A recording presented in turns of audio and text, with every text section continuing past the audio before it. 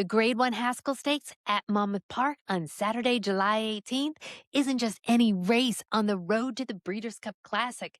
It's got its own personality. Monmouth Park 1 mile oval, tight turns, short stretch, consistently rewards one type of horse. Raw talent? It's important, but it's rarely enough. Position, class, proven ability at the distance, and form all combine to create a profile that's got a better shot of winning than others.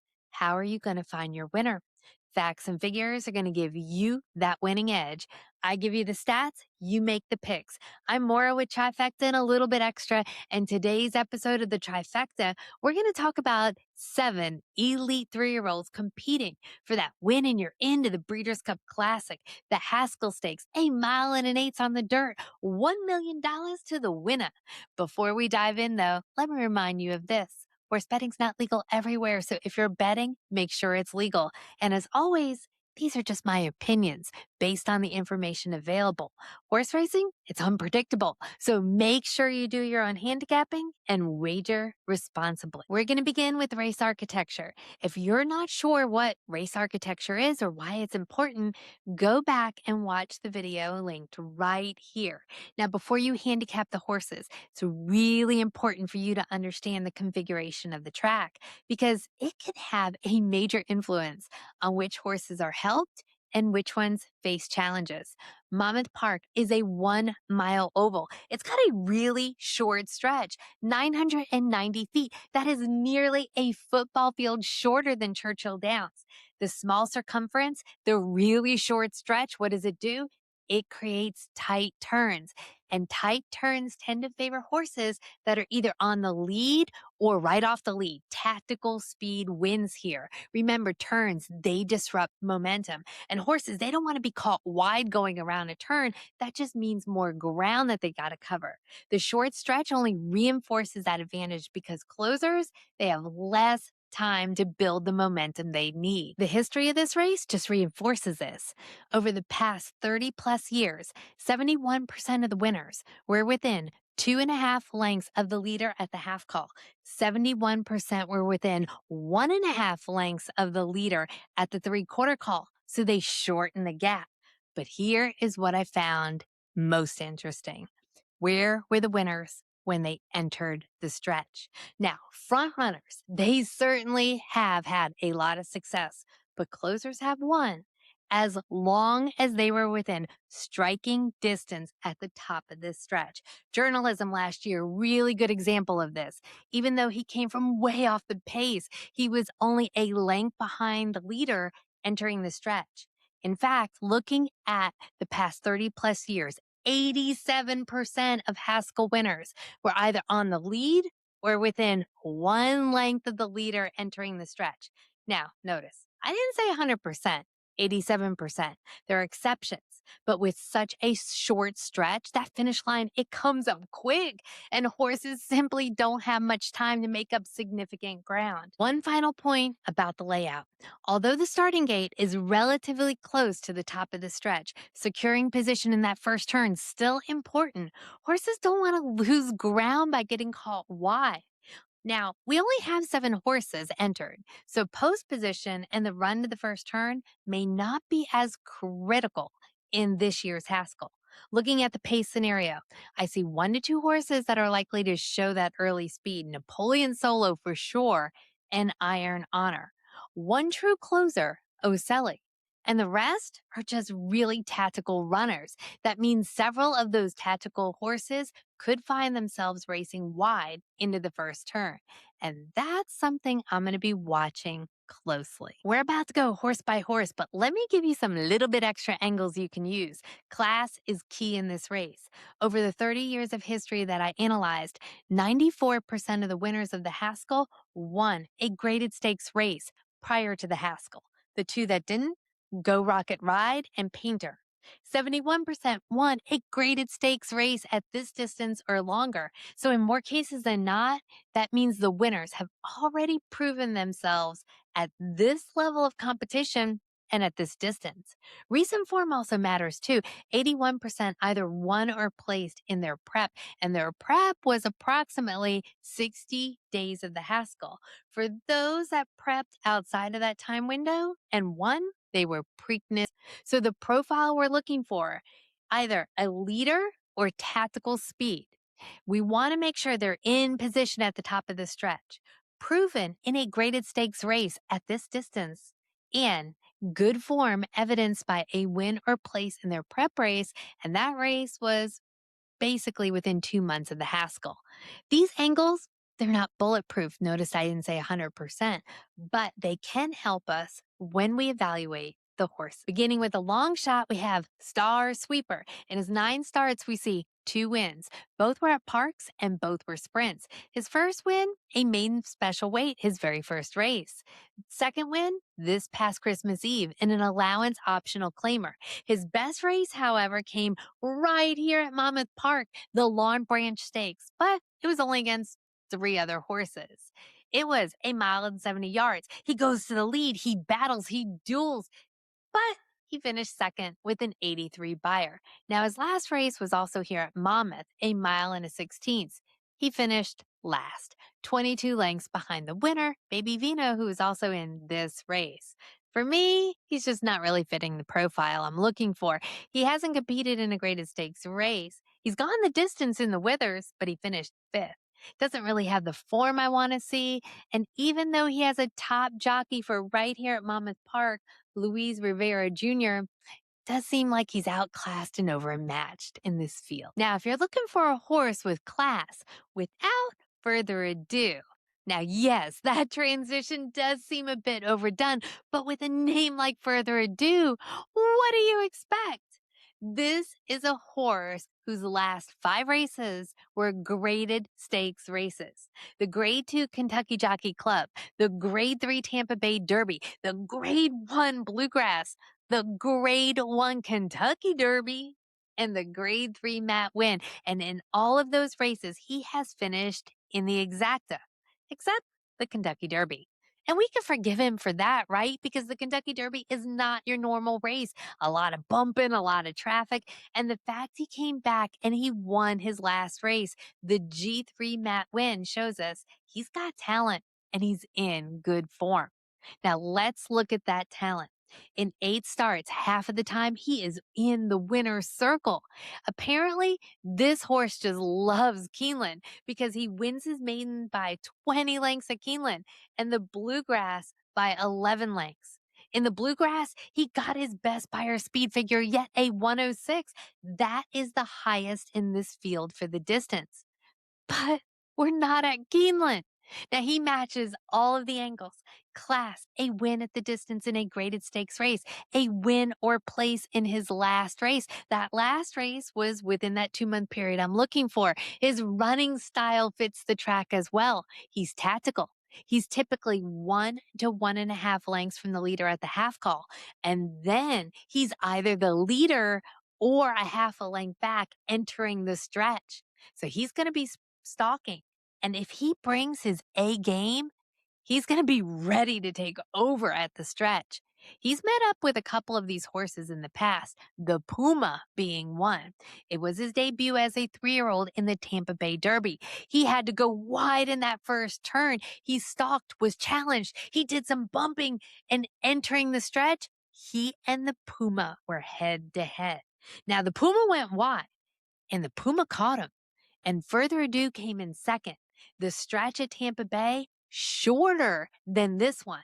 Now, I understand we haven't seen the Puma for some time, and this horse has 3 races under his belt, but you may want to consider that race when you look at your handicapping. Now, he's got some super fast workouts going into this race. His trainer, Brad Cox, he's won the Haskell twice. Irad Ortiz Jr. is aboard, and he is looking for his first Haskell win. I can't believe he doesn't have that win yet. In my opinion, Further Ado, top contender. Now, before we move on to that next horse, if you're getting some value here, please go ahead and hit that like button for me and drop me a comment because I love the comments. Tell me something you may have learned. Horse racing may be complex, but The explanation doesn't have to be. And if you never want to miss out on an episode of the Trifecta, which drops Thursday nights before major race days, go ahead and hit that subscribe button for me. Think of it as Trifecta Thursdays. Our next horse is the only one with a win at Monmouth, but that doesn't always guarantee a Haskell winner. Baby Vino. Now, it took him 5 tries at Ocelli Park to get that first win. But once he had that win, he must have decided, hey, the winner's circle is a really nice place to be, because next time out, he comes right here to Monmouth for the Naira Bets Pegasus Stakes race, going 1.16 miles, and he wins again. Now, he stalked the leader 1.5 lengths at the half call, but by the time he enters the stretch, he's in the lead by 2.5 lengths, and he wins by, get this, a whopping 10 to 11 lengths. Now, that seems so impressive. And yes, the fractions were swift, but he only earned an 87 Beyer speed figure, and that does not put him in the mix here. He'll need to improve. He is improving each time out, but this is a big step up for him, especially in class. He does not have that graded stakes experience, which means he doesn't have a win in a graded stakes race, and he doesn't have a win in a graded stakes race at this distance. He has gone this distance once in a $110,000 main race at Oaklawn, came in second. So with that, and the fact he has Vino Rosso as a sire, he definitely has the distance ability. He has really good recent form with that very impressive win. And he's got the tactical running style. But unless he really improves that overall speed, do we really see him leading at the top of the stretch, or maybe even in that striking position? That I'm not sure. For me, he's not really matching the profile I'm looking for. If I did like him, I would like him more for underneath. Also note this. Going back 30 plus years to the history of Haskell winners, only 3 of those winners prepped in the Pegasus Stakes. And all 3 were also in the Kentucky Derby, Mandaloon in 2021, Maximum Security 2019, and Verrazano in 2013. Now, our next horse is looking to make Haskell Stakes history, win with more than 80 days of rest. The Puma, he is back, and he is ready to strike. Now, he is one that I really loved going into the Kentucky Derby. Now, unfortunately, he had to scratch the day of. His leg swelled up due to a skin infection, and he was very much in need of antibiotics. And if a horse has to take antibiotics, it's an automatic scratch. Now, he began racing as a 3-year-old. We've only seen him 4 times. And even though he's only won once, he has proven, boy, he is one tough cookie. He didn't win his maiden race. Nope, came in second. So what does he do? He steps up in class. Yes, you heard me, up in class. He goes to the Sam F. Davis, a stakes race going 1.16 miles. He comes in third behind Renegade. Renegade, who came in second in the Kentucky Derby, third in the Belmont. So what does he do? He says, let's keep going. Up in class again. He enters the Grade 3 Tampa Bay Derby. Now, he paddles Further Ado, which we already mentioned is a top horse in this race. He wins by 3/4 lengths and a 94 Beyer. Remember, they entered the stretch together. The Puma had to go wide. The stretch shorter than right here at Monmouth Park, and the Puma won. Then 3 weeks later, just 3 weeks later, he goes into the Grade 1 Florida Derby. It was a very slow Florida Derby. He came out of the outermost post. Now, he broke slow. He went wide around turns. He drifted out a bit slightly, and he only lost by a nose to Commandment. Commandment, who finished second in the Belmont Stakes. The Puma earns 100 Beyer speed figure that day. He's been improving in every start. He has a few of the angles, too. First, he's got that running style I like. At the half call, he tends to be a bit further back than I would like to see, 2 to 4 lengths, but at the top of the stretch, he tends to be the leader. He has a win in a graded stakes race. He doesn't have a win in a graded stakes race at this distance, but remember, he only lost the Florida Derby by a nose. Now is the big question. Form. Sure, he does have a place in his last race, but that last race was 112 days ago. This is the question he has to answer. Is he ready for the Haskell? Now, he's been working really well since June. Luis Saez, he does take over for Javier Castellano, who was injured a few weeks ago. Now, Luis Saez, he knows how to win this race. He won twice, 2019 Maximum Security, 2024 Dornick. To me, the Puma is a top contender. Chad Brown is a top trainer at Monmouth, so you should never ignore his horses. And like the Puma, his horse Iron Honor lightly raced with only 4 starts, but he does have 2 wins. Those 2 wins, however, were his very first 2 races, a maiden special weight and the Grade 3 Gotham, both at Aqueduct. So he does have a graded stakes win, just not at this distance or longer. The Gotham was only a mile. Now, in that race, he battled it out for the lead from the start with Crown the Buckeye. He gets the win on a good track by a length. Then comes the Grade 2 Wood Memorial at Aqueduct going this distance. Now, he was stalking. He traded some bumps. He weakened and finished 7th, not his best day. Ocelli, who was in this race, finished ahead of him that day in 3rd. Then comes his best race yet, the Grade 1 Preakness Stakes. Remember, it was at Laurel this year, going a mile and 3/16. He was stalking, which we like to see, 2 to 2.5 lengths back. At the top of the stretch, he was a bit further back than I'd like to see, 1.5 lengths. He finishes 2nd to Napoleon Solo, who's also in this race with a 94 buyer. But here's what gives me pause. The notes say flattened. That, along with the fact that he finished behind Napoleon Solo and he isn't really where I want him to be entering this stretch, makes me hesitant. But here's one thing you should always remember. He's only got 4 races. He can improve. We typically see that of lightly raced 3-year-olds. Now, he's in good form. He's going to carry 7 less pounds than he did in the Preakness. He's in the hands of a trainer who knows how to win here. He won with good magic in 2018. For me, I do like some of the other horses more. They just fit the profile that I'm looking for. But ignore Chad Brown here at your own risk. Next horse was born to be solo. He wants to go to the lead and never look back. And he may do so in this race. Napoleon Solo. Out of his 5 starts, he's got 3 wins. Last October in the Grade 1 Champagne going a mile at Aqueduct, he shot right to the lead. He won by 6.5 lengths and he earned a 95 buyer. Then we didn't see him until February, the Grade 2 Fountain of Youth at Gulfstream going a mile and 16ths.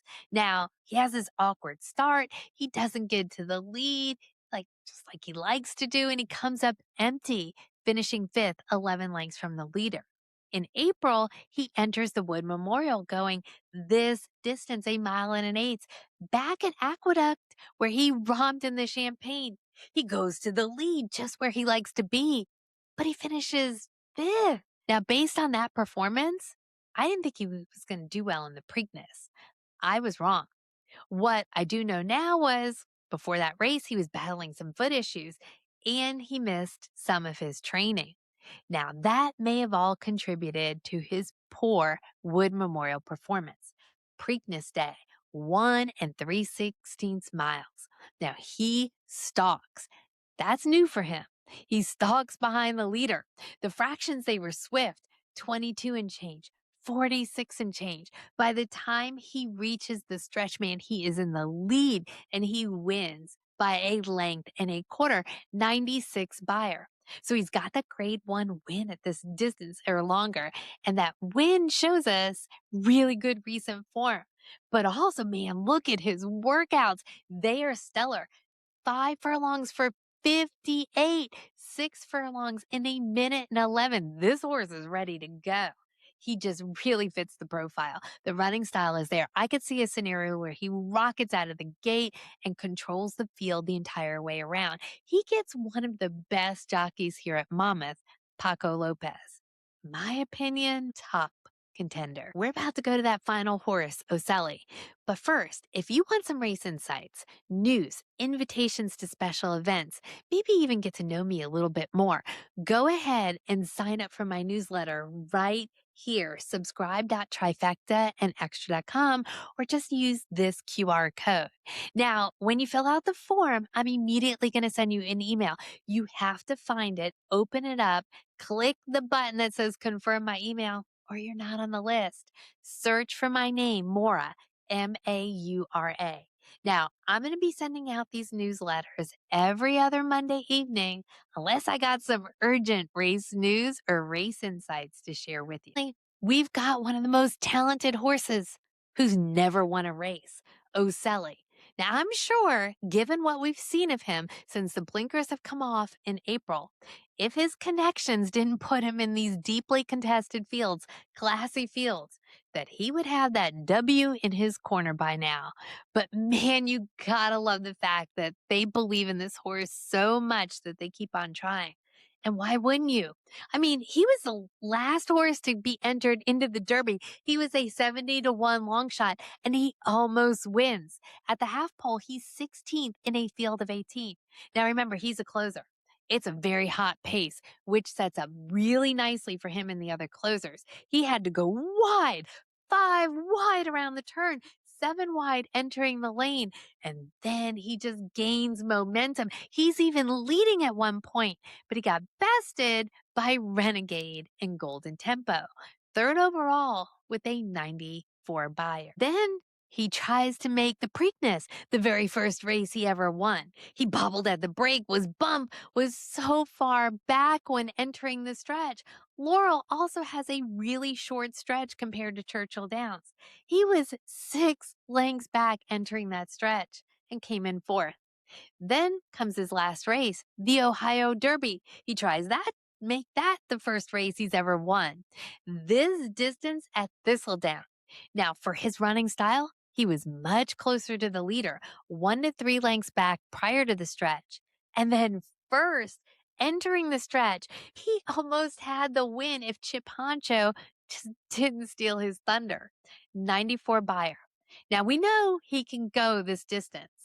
And he came in second in his last race, so he's got that form angle, but he hasn't won a graded stakes race, and that's a main angle here. But honestly, I'm just going to forgive him for that because, like I said, he's been consistently competing in graded stakes company, and he's been finishing top 4. The angle I really want to dive into, though, is his running style. He's a closer, but look closely at some of his races, and you're going to see he's in that striking distance at the top of the stretch. He really needs to be there today. Ocelli, get into that striking distance, will ya? He's getting a 7-pound weight break. In the past 31 years, a maiden has never won the Haskell. Is today the day? For me, I'm going to be rooting for you, Ocelli. Now is my favorite part of the video. It is your turn. Tell me below in the comments who is your choice for the Haskell and why. I love the fact that this channel is becoming a community and we're learning and we're sharing in the comments. And speaking of learning, I've got a sister show on this same YouTube channel called A Little Bit Extra. There are going to be lots of learning videos about horse racing. If you have a topic that you want to know more about, just tell me in the comments here or reach out to me at contact@trifectaandextra.com. Remember, horse racing may be complex, but the explanation doesn't have to be. Like, subscribe, and share with all your friends. And I hope you all find your winner on Saturday and sashay away with your money. Until next time, cheers.